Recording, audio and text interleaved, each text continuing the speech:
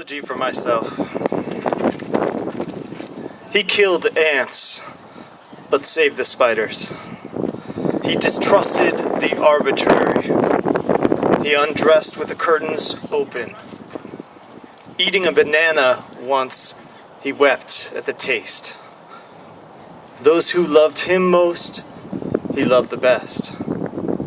He mistook objects for symbols, gear clicks for footsteps, white sky for atomic sunrise, free laughter for heckling, strangers for friends. He made love by widening his eyes.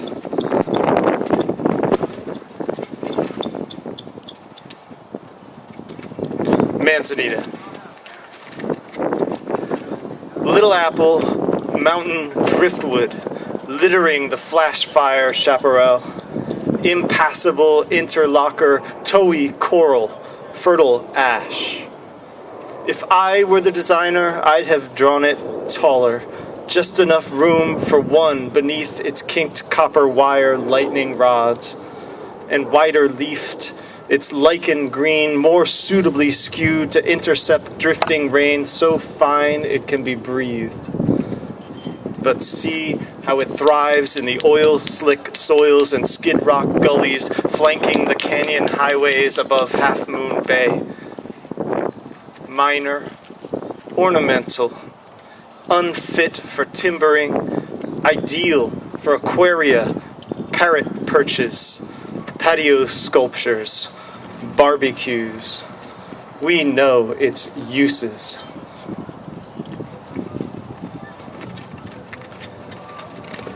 Invitation. The ice bin clacks. Candles runnel their bottle sconces.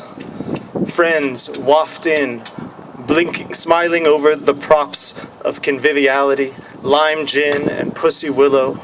Fog turns the city to figment. Good time synth on the box, persuasively soft.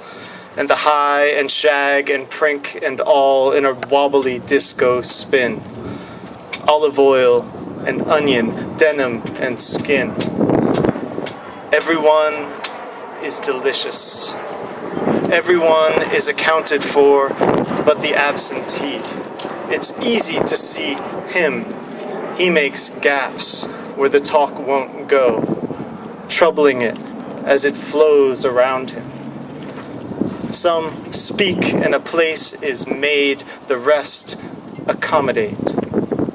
There he is, on the fire escape, laughing in another language.